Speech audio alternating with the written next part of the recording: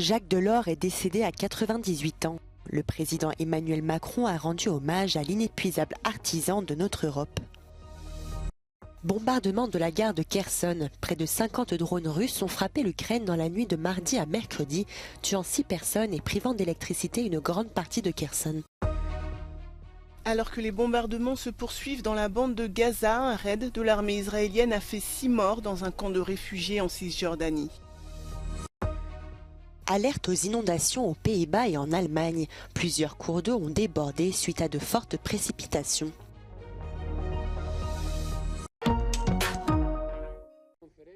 Jacques Delors est décédé à 98 ans. L'ancien président de la Commission européenne était également le père de l'euro et une figure de la gauche française. Il est décédé à son domicile parisien dans son sommeil, a déclaré sa fille Martine Aubry, la maire socialiste de Lille. L'ancien ministre de l'économie sous François Mitterrand avait refusé de se présenter à l'élection présidentielle de 1995 alors qu'il était le grand favori des sondages. Le président Emmanuel Macron a rendu hommage à l'inépuisable artisan de notre Europe. Dans une ville de province. Né à Paris en 1925 dans une famille modeste, Jacques Delors débute sa carrière comme membre de la Banque de France en 1950, après des études d'économie à la Sorbonne et une expérience dans le syndicalisme à la CFTC. En 1979, il est élu député européen à 54 ans. Il préside la commission des affaires économiques et monétaires de l'Assemblée européenne jusqu'en 1981. Il est ensuite nommé ministre de l'économie, des finances et du budget dans le gouvernement de Pierre Mauroy, où il participe à l'intégration européenne de la politique économique française. 2 ans plus tard, il est élu maire de Clichy. En 1985, retour à Bruxelles, où il devient président de la Commission européenne. Il occupera ce poste pendant 10 ans. Il assiste à l'essor du marché unique, au lancement de l'Union économique et monétaire qui a conduit à l'euro, au début du dialogue social européen et au programme Erasmus. Cette Union économique et monétaire est devenue l'élément central du traité de Maastricht, la nouvelle réforme européenne pensée par Jacques Delors, entrée en vigueur le 1er novembre 1993, 2 ans avant la fin de son mandat. Malgré sa popularité et les encouragements du Parti socialiste, Jacques Delors renonce à se porter candidat à l'élection présidentielle française de 1995. Parmi les raisons invoquées, son âge, mais aussi la carrière politique naissante de sa fille Martine Aubry, avec laquelle il ne voulait pas interférer. Les deux restent néanmoins très proches.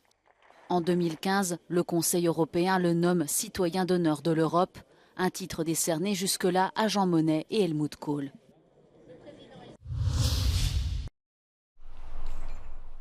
Coupure d'électricité à Kherson. Près de 50 drones russes ont frappé l'Ukraine dans la nuit de mardi à mercredi, tuant 6 personnes. La gare de Kherson a été bombardée à l'heure où plus d'une centaine de civils attendaient le train pour Kiev. Les bombardements ont également privé d'électricité environ 70% des logements de la ville. Я бачила, як його будували. Я народилась в Херсоні, жила в Херсоні. Серце крається. Але тепер я ще більш переконуюсь, що Херсон вистоїть. От саме після таких ударів сильних, потужних, після яких хочеться спочатку плакати, а потім береш себе в руки і знаєш точно, що ми вистоїмо. Приберемо все, потім позашивають вікна, вокзал, я думаю, і далі буде функціонувати. À Odessa, une autre frappe de drone a fait 2 morts et 3 blessés. Cette offensive aérienne intervient au lendemain d'une frappe de missiles ukrainiens sur un navire de guerre russe en mer Noire.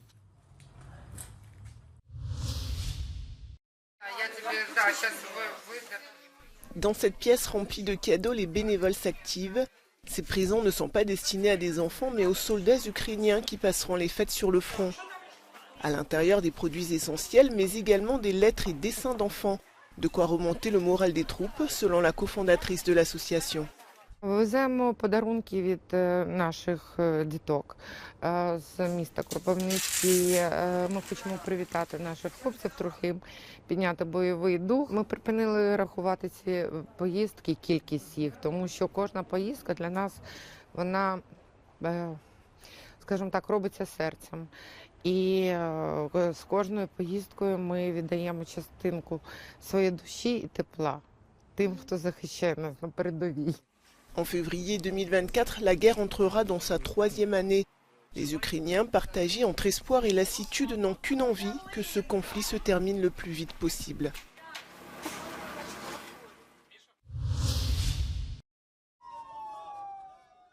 Alors que les frappes israéliennes se poursuivent à Gaza, en Cisjordanie occupée aussi, Tsahal mène des opérations militaires. On témoigne ces funérailles pour la mort de 6 personnes mercredi après un raid sur le camp de réfugiés de Nour Shams, au nord du territoire. Depuis l'attaque du Hamas du 7 octobre, plus de 300 Palestiniens auraient été tués par des soldats ou colons israéliens en Cisjordanie, un bilan fourni par l'autorité palestinienne qui a qualifié Israël d'État voyou.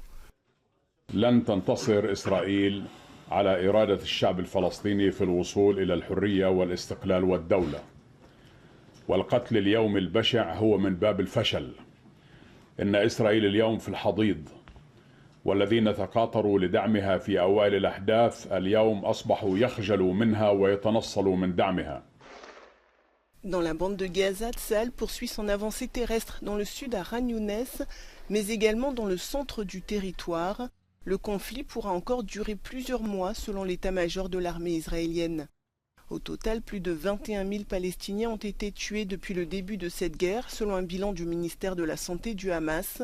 Et face à une situation humanitaire catastrophique, l'ONU a adopté une résolution il y a quelques jours pour exiger plus d'aide humanitaire sur le territoire palestinien, ainsi que la libération des otages. Quant aux négociations en vue d'un possible cessez-le-feu, elles sont actuellement au point mort.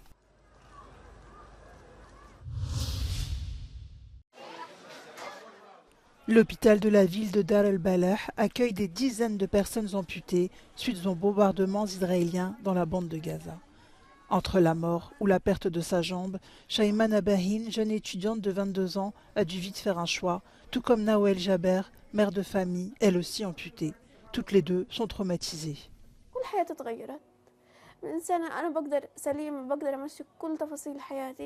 الحين أبسط إشي بدي مساعدة أبسط إشي بدي مساعدة من شخص حتى النوم ما بقدرش أنام منيح أثرت حياتي شلت حياتي شل عدمتني الحياة عدمتني الحياة نفسي أمشي نفسي أقف نفسي أقضي غرض أولادي نفسي ألبي احتياجات أولادي مش قادرة. Selon les experts, des amputations auraient pu être évitées avec un traitement approprié. Mais après des semaines d'offensive de l'armée israélienne, seuls 9 des 36 hôpitaux sont encore opérationnels dans la bande de Gaza.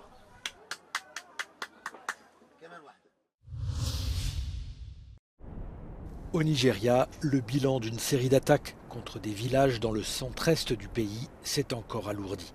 Près de 200 personnes ont été assassinées selon les autorités locales, alors que les survivants ont commencé à enterrer les morts. Au moins 500 villageois ont également été blessés et des milliers d'habitants ont fui la zone. Des groupes armés ont lancé des attaques entre samedi soir et mardi matin dans l'état du plateau du Nigeria, une région en proie depuis des années à des tensions religieuses et ethniques.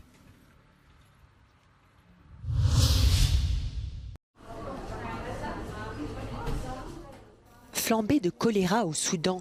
La ville de Port-Soudan est confrontée à une épidémie de choléra exacerbée par le manque de fournitures médicales et de médicaments. Les autorités locales ont recensé plus de 2200 cas confirmés de la maladie. Par ailleurs, 70% du système de santé soudanais est défaillant, alertent les autorités. Une crise sanitaire aggravée par la guerre en cours dans le pays. Ce dortoir universitaire a été reconverti en refuge pour près de 1000 personnes déplacées. Alerte à la montée des eaux en Europe. À l'est des Pays-Bas, les différentes branches du Rhin ont débordé, provoquant des inondations. Dans d'autres régions du pays, des digues temporaires sont construites avec de grands sacs de sable. Les agriculteurs ont averti que les mauvaises conditions météorologiques pourraient affecter les récoltes de pommes de terre et de betteraves sucrières. Plusieurs tempêtes hivernales ont également provoqué de fortes pluies en Allemagne voisine. La situation dans les zones inondées du nord du pays reste tendue. Dans les environs de Brême, la rivière Weser a quitté son lit, inondant certaines maisons et fermes.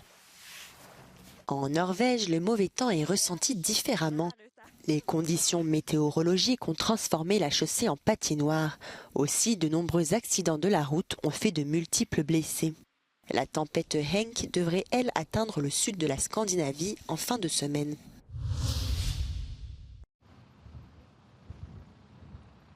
Opération de nettoyage des plages danoises. Réfrigérateurs, fournitures médicales et autres marchandises perdues par un navire Maersk en mer du Nord se sont échoués sur le rivage ces derniers jours. 46 conteneurs auraient basculé par-dessus bord pendant la tempête Pia quelques jours avant Noël. Vi er rigtig kede af situationen. Vi tager fuldt ansvar, og vi er der, indtil der er ryddet op. Men det oprydningsarbejde, det skal foregå sammen med de lokale myndigheder, som har kendskaben. Les médias danois affirment qu'au moins 4 conteneurs se sont échoués sur le rivage et qu'il en reste peut-être 42 en mer du Nord. De leur côté, les pêcheurs locaux craignent de tomber sur des conteneurs ou autres débris. Les autorités danoises ont demandé aux passants de ne pas s'approcher des marchandises.